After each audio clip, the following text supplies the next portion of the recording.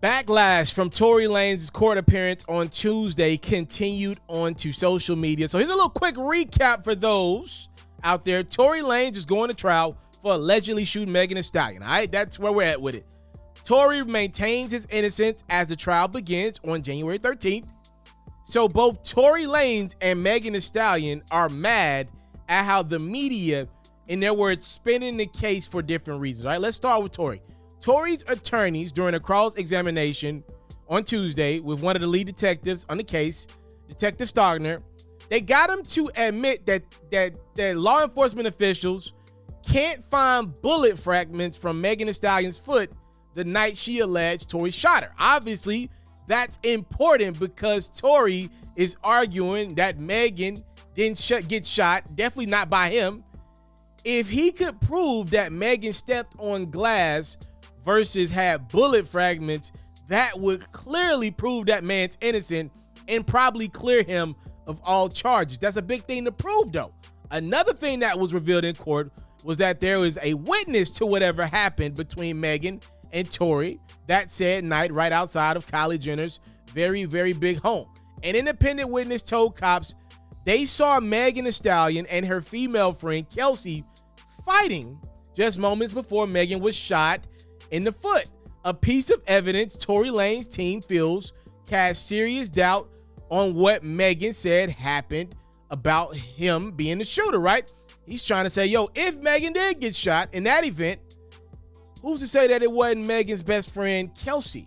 During Tuesday's preliminary hearing, a detective testified that this independent witness who claimed he or she saw the shooting happen, claimed that the gun's muzzle flash was closer to Megan's friend Kelsey, who was in the vehicle, than it was Tory.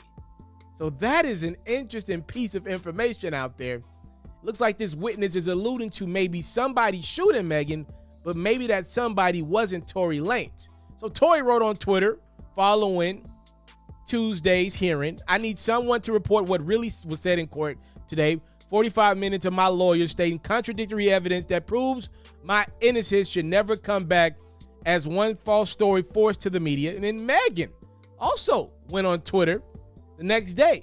She said, don't blogs and journalists have to write accurate and credible stories and have accurate and credible sources before going with a story? Or is it just like a new I got paid to post this or I heard something from my home girl type of policy these days? Like, I've been shot, and the focus on some of these headlines are dismissing that I was attacked with a weapon while I was unarmed and trying to paint it as if a cat fight between friends. Why do I have to relive this with everyone on the internet every day and watch y'all gaslight me? So again, neither Megan or Tory seem to be happy with the media's coverage of what is about to be a trial in which Tory Lanez he's got his hands full, you know. Megan's got her hands full as well. Her team's gonna have their hands full as well. My guess is Tory Lanez get probation at the worst, but I'm sure some things are gonna have to come out in this case. They're gonna have to take stand. They're gonna have to talk about whatever they had going in great detail whenever this thing does get to that point in the trial, and I'm sure some very uncomfortable stories are gonna come out. And what, man? I think the truth lies somewhere with that friend.